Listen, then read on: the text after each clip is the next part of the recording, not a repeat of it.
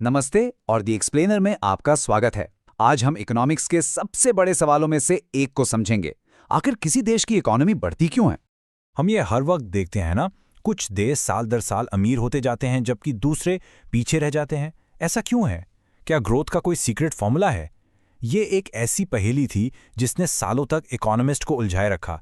तो इस पहेली को सुलझाने के लिए हम 5 आसान स्टेप्स में आगे बढ़ेंगे।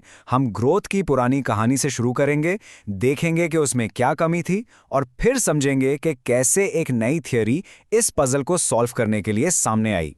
चलिए इस कहानी के पहले चैप्टर से शुरू करते हैं।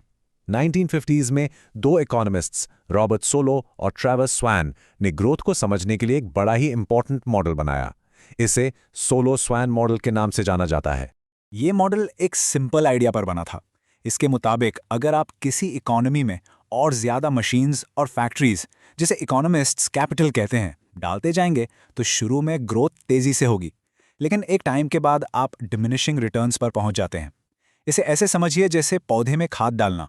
शुरू में थोड़ा खाद डालने से पौधा तेज़ी से बढ़ता है, लेकिन एक पॉइंट के बाद और खाद डालने से कोई खास फर्क नहीं पड़ता। इस मॉडल ने कहा कि लंबे समय तक ग्रोथ के लिए सिर्फ टेक्नोलॉजी ही काम आ सकती है, पर इसमें एक पेच था। इसने टेक्नोलॉजी को एक बाहरी, एक अनजानी ताकत माना। ये कभी नहीं बताया कि आखिर ये इनोवेशन आती कहां से। ये ग्राफ इस मॉडल का एंड पॉइंट दिखाता है, जिसे स्टेडी स्टेट कहते हैं। आसान शब्दों में ये वो पॉइंट है जहां सारा नया इन्वेस्टमेंट सिर्फ पुरानी मशीन्स को रिप्लेस करने और नए वर्कर्स को इक्विप करने में चला जाता है। इस पॉइंट पर हर व्यक्ति की ग्रोथ आकर रुक जाती है। ग्राफ पर पॉइंट ई को देखिए, यही वो सीलिंग है। इस मॉडल के हिसाब से इस सीलिंग को तोड़कर आगे बढ़ने का एक ही तरीका है, बाहर से कोई धक्का लगे, यानी वही अनजानी टेक्नोलॉजिकल प्रोग्रेस हो। अब इस मॉडल से एक ऐसी अजीब भविष्यवाणी निकली जिसने एक बड़ी बहस छेड़ दी। ये आइडिया था कन्वर्जेंस का, मतलब गरीब देश नेचुरल तरीके से अमीर देशों की बराबरी कर लेंगे। इसके पीछे का लॉजिक ये था, क्योंकि गरीब देशों के पास कैपिटल यानी मशीनें कम होती हैं, इसलिए वहां हर नया इन्वेस्टमेंट ज़्यादा रिटर्न देगा। इसलिए गरीब देशों को अमीर देशों से ज़्यादा तेज़ी से ग्रो करना चाहिए और समय के साथ इनकम का गैप खत्म हो जाना चाहिए। इसे एब्सोल्यूट कन्वर्जेंस कहते हैं। लेकिन सवाल यह है कि क्या असली दुनिया में सच में ऐसा होता है? असली दुनिया के डेटा ने एक बिल्कुल अलग ही कहानी बताई।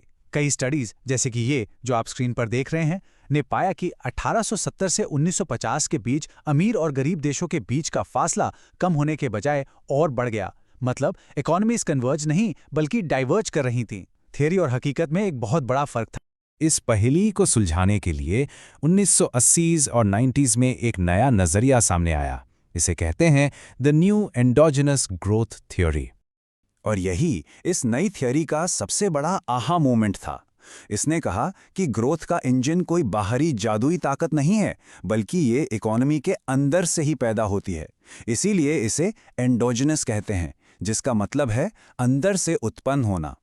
इस थियोरी के मुताबिक ग्रोथ उन चीज़ों से होती है जिन पर हम कंट्रोल कर सकते हैं, जैसे नए आइडियाज़, बेहतर एजुकेशन और इनोवेशन। तो चलिए इस अंदरूनी ग्रोथ के पीछे जो ज़बरदस्त आइडियाज़ हैं उन्हें और उन्हें देने वाले थिंकर्स को देखते हैं। सबसे पहले नोबेल प्राइज़ जीतने वाले केनेथ एरो ने लर्निंग बाय डूइंग का कॉन्सेप्ट दिया। उनकी बात बहुत सिंपल थी। हम जितना ज़्यादा काम करते हैं उसमें उतने ही बेहतर होते जाते हैं। हर नई मशीन, हर नया प्रोडक्ट हमें कुछ न कुछ सिखाता है और ये ज्ञान धीरे धीरे इकट्ठा होकर अपने आप प्रोडक्टिविटी बढ़ा देता। फिर आए एक और नोबेल प्राइज़ विजेता रॉबर्ट लूकस। उन्होंने ह्यूमन कैपिटल पर फोकस किया, यानी लोगों की स्किल्स, एजुकेशन और नॉलेज। उनके मॉडल के हिसाब से जब एक इंसान कोई नई स्किल सीखता है तो वो सिर्फ खुद प्रोडक्टिव नहीं बनता, उसके ज्ञान का फायदा उसके आसपास के लोगों को भी मिलता है। इसे स्पिलओवर इफेक्ट कहते हैं। और फिर हैं पॉल रोमर, जिन्हें इस काम के लिए नोबेल प्राइज़ भी मिला। उन्होंने आइडियाज़ और रिसर्च को ग्रोथ का असली इंजन माना। उनका कहना था कि मशीनें तो डिमिनिशिंग रिटर्न्स देती हैं, लेकिन आइडियाज़ नहीं, बल्कि आइडियाज़ इंक्रीजिंग रिटर्न्स देती हैं। एक अच्छा आइडिया हज़ारों नए आइडियाज़ को जन्म दे सकता है और इससे इनोवेशन की एक ऐसी चेन बनती है जो ग्रोथ को हमेशा के लिए जारी रख सकती है। तो इन सभी मॉडल्स का सबसे ज़रूरी पॉइंट ये है कि ज्ञान यानी नॉलेज बाकी चीज़ों जैसा इनपुट नहीं है। ये एक नॉन राइवल चीज़ है। मतलब अगर मैं कोई आइडिया इस्तेमाल कर रहा हूं तो इससे आप वही आइडिया इस्तेमाल करने से रुकेंगे नहीं। ज्ञान बांटने से खत्म नहीं होता, बल्कि बढ़ता है। और इन्हीं स्पिलओवर इफेक्ट्स की वजह से पूरी इकोनॉमी डिमिनिशिंग नहीं बल्कि इंक्रीजिंग रिटर्न्स का अनुभव कर सकती है। तो इस नई थ्योरी का हमारे लिए क्या मतलब है? ये सिर्फ किताबी बातें नहीं हैं। इसका सरकारी पॉलिसीज पर बहुत गहरा असर पड़ता है। चलिए देखते हैं कैसे।